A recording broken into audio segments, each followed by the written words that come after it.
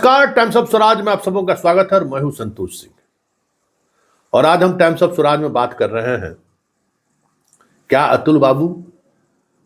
आप नैतिकता के आधार पर अपने पद को छोड़ने को तैयार हैं? बड़ा सवाल है, क्योंकि आपने शिक्षक बहाली के दौरान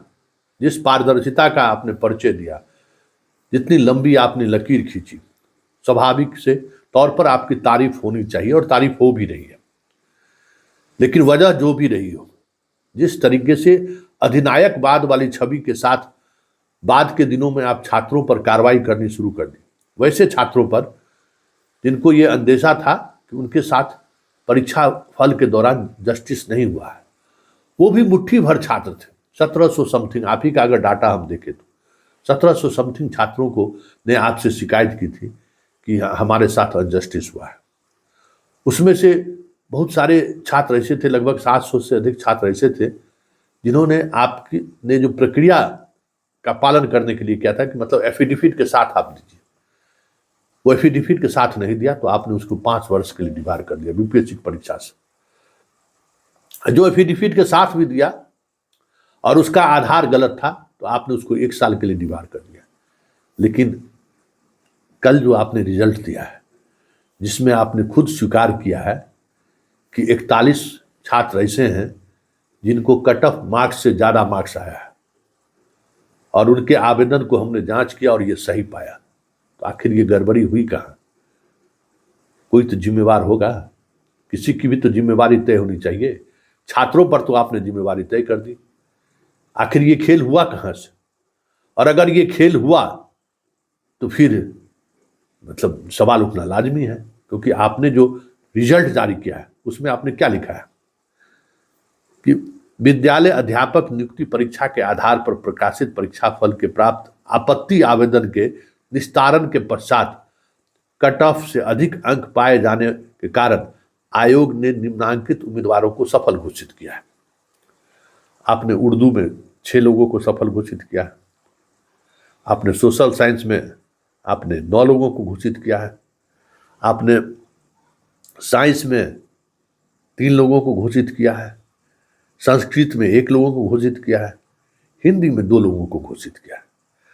9वां और 10वां क्लास का ये रिजल्ट है। अब ये बताइए इसका क्या दोष है, इसका क्या गुनाह है? ये तो अपने भाई बंधु से, जिससे कट ऑफ मार्क्स से ज़्यादा नंबर इन्होंने लाया, लेकिन आपकी गड़बड़ी की वजह से ये बाहर रह गया और इसकी सजा अब इसे यही भुगतनी पड़ेगी कि अपने बैचमेट से यहाँ का ये जो नौकरी में है उसका ये टॉपर है ना, तो उससे ज़्यादा मार्क्स लाने वाले लोग हैं, लेकिन इसको आपने जगह नहीं दी। 4 महीने ये जूनियर हो गया,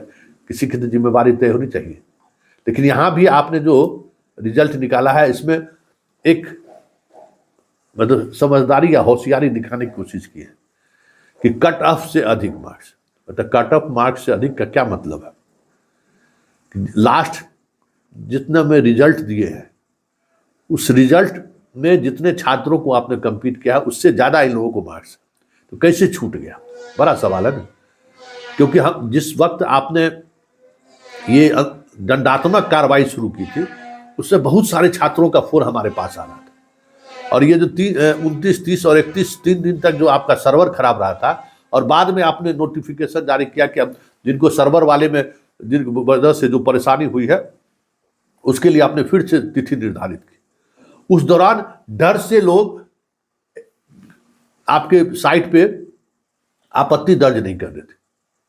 लगातार स्टूडेंट का फोन आ रहा था और मैं यही कह रहा था कि नहीं, आपत्ति दर्ज कर दीजिए, उन तक ये नॉलेज, ये जानकारी होनी चाहिए, क्योंकि आपत्ति अगर दर्ज होगी तो अतुल प्रसाद जी के पास जानकारी जरूर जाएगी